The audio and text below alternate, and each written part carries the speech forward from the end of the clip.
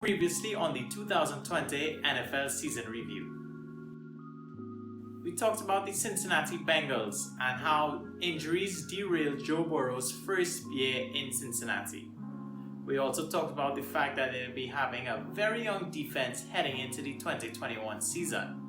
Not to mention the fact that they chose to reunite college teammates Joe Burrow and Jamar Chase in hopes that they have the next dynamic duo in the NFL.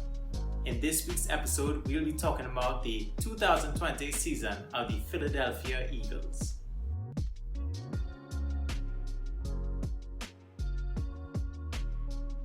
Yo, what's going on everybody? It's your boy Andrew, and thanks for tuning back into this series. We're on episode 6 talking about the Philadelphia Eagles. We're 1/3 of the way there. Yay! As always guys, make sure to leave a like on the video, share with anybody you would like to, and subscribe to the channel so you wouldn't miss when I drop episode 7. And don't forget, as always, to follow me on Instagram and TikTok at SportsButCasually to keep up with things I do outside of YouTube. And with that out the way, let's get into episode 6, the 2020 season of the Philadelphia Eagles.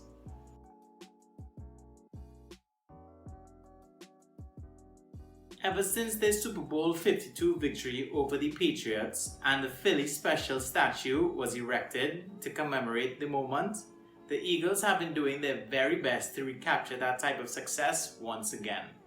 I mean, they've been competitive. They made the playoffs in back-to-back seasons with a 9-7 record. The NFC East, everybody. They were coming into the 2020 season looking to take things up a notch, as they were going to be led once again by the quarterback Carson Wentz. The former second overall pick and injury-prone quarterback is looking to recapture his 2017 MVP form. He's coming back from a concussion he suffered in the wildcard game against the Seahawks.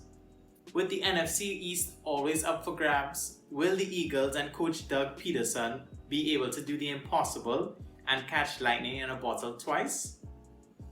Well, since you're watching this episode, you already know this answer. So let's get into it.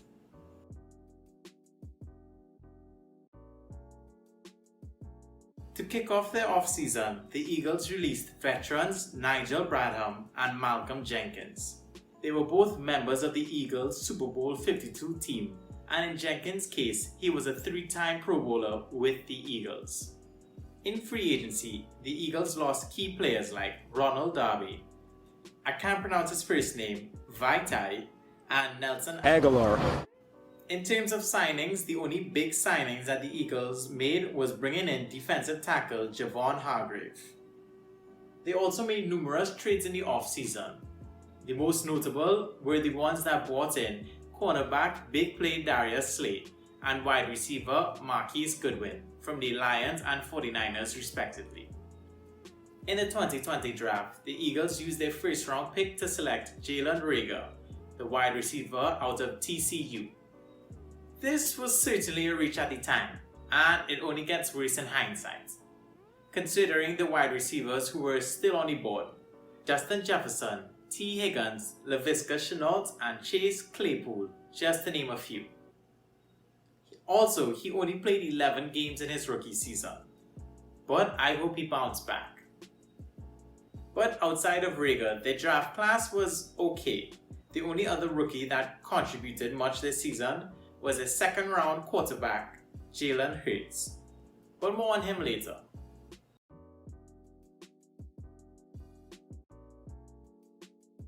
The Eagles only had one player that opted out this season, and that was their recently acquired wide receiver Marquise Goodwin. In terms of attendance, the Eagles had to play their first 2 home games behind closed doors. However, after that, the Philadelphia mayor announced that he'll allow a maximum of 7,500 fans to attend home games. But this will only last for 3 weeks, as his decision was reversed in November. The Eagles ended their season just like they started it, behind closed doors.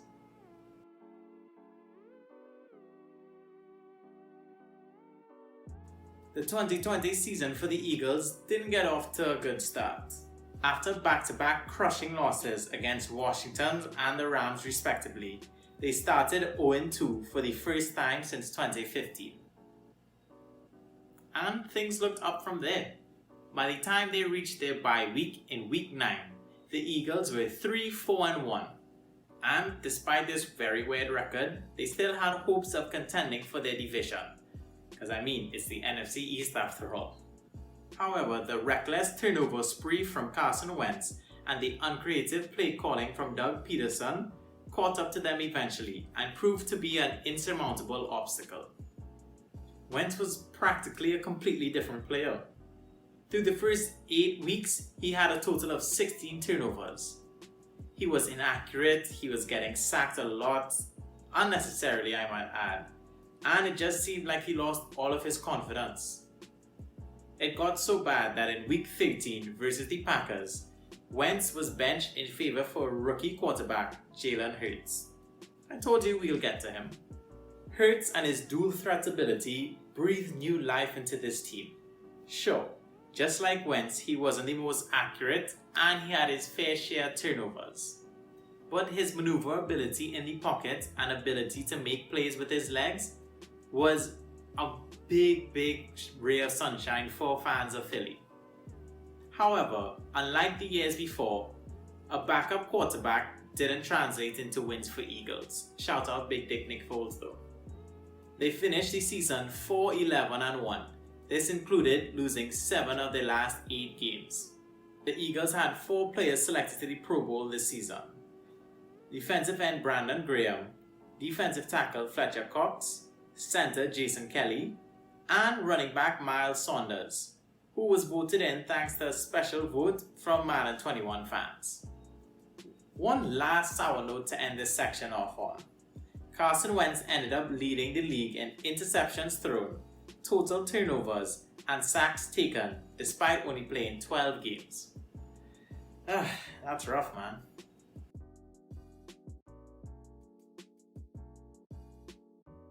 Let's get into the season stats for the Philadelphia Eagles.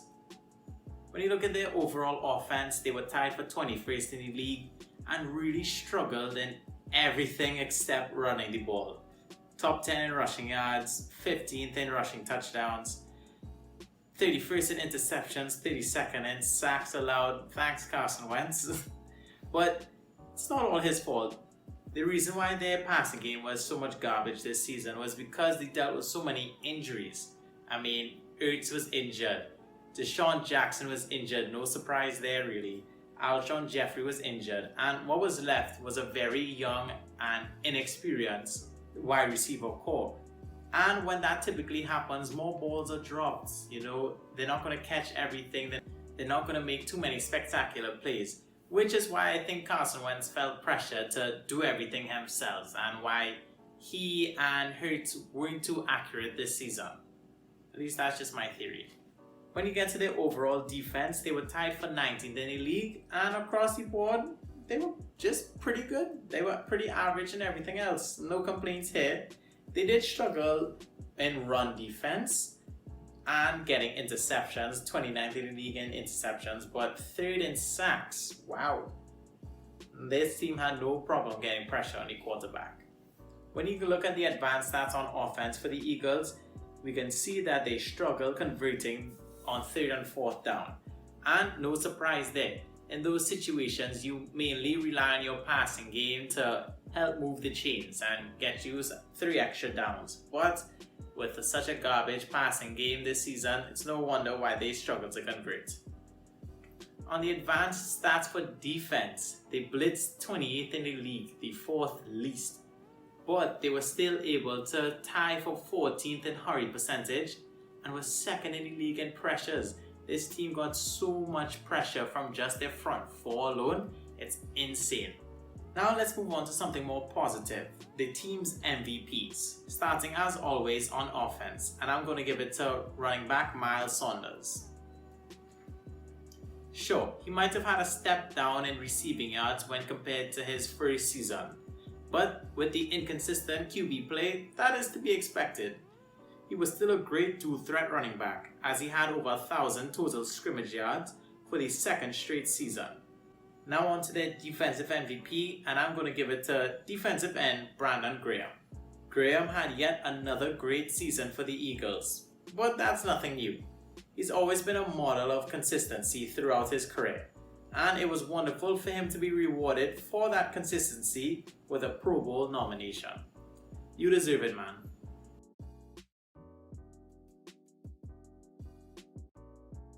The 2021 offseason for the Eagles was probably the craziest in the league. So let's get into it. They got things rolling by firing their head coach Doug Pederson. He became their head coach in 2016 after serving as the offensive coordinator for the Chiefs. He won the franchise's only Super Bowl in just his second year coaching the team. He made the playoffs 3 times and won 2 division titles. To replace Pederson, the Eagles hired Nick Siriani to be their new head coach. He previously served as the offensive coordinator for the Colts. The Eagles entered the offseason projected to be $17 million over the salary cap. This is even after they rolled over almost $23 million from the 2020 season. To clear cap space, they restructured the contracts of Darius Slay, Isaac Seumalo, I butchered that name, I apologize, Javon Hargrave, and Brandon Brooks. This cleared around $28 million for them. They also ended up releasing veteran defensive tackle Malik Jackson and the 2 veteran glass cannon wide receivers in Alshon Jeffrey and Deshaun Jackson. The only notable free agent that they lost this season was their safety/corner Jalen Mills to the Patriots. Another Jalen. Just how many Jalens were on this team?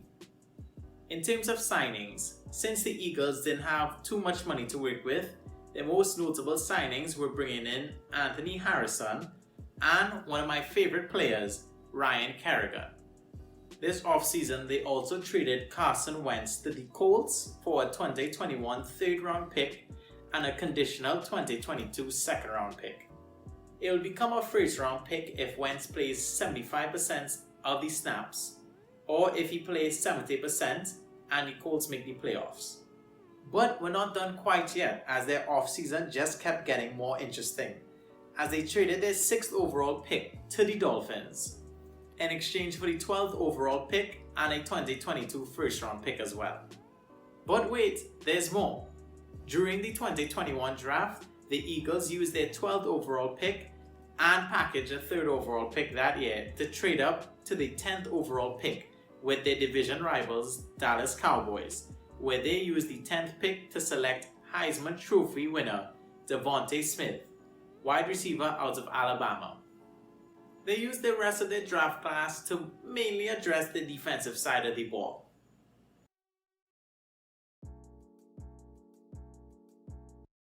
So, entering the season with a new head coach and a quarterback, I'm having a hard time getting a read on the Eagles. I mean, I can understand all that positive changes out with the old and with the new. It could be fantastic. This new head coach could be great. But they still have a very lackluster wide receiver core outside of Hurts and Devonta Smith. There's no doubt in my mind that Hurts is going to be the number 1 option, and he's probably going to have a Pro Bowl season again. He's going to be that safety blanket. Smith is probably going to be very solid his rookie year. But everybody else, it's nothing to write home about. I'm not really too excited for anybody. Jalen Reagor, yeah, I guess. J.J. Arcega-Whiteside, is that his name? I don't know. I do think their passing game is going to struggle again.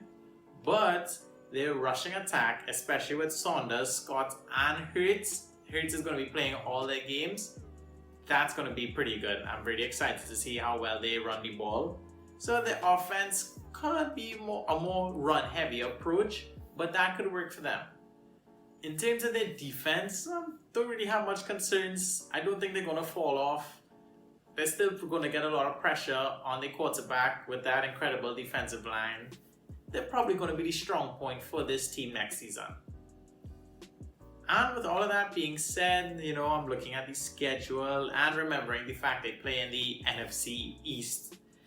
I can see the Eagles going about 6-11 next season.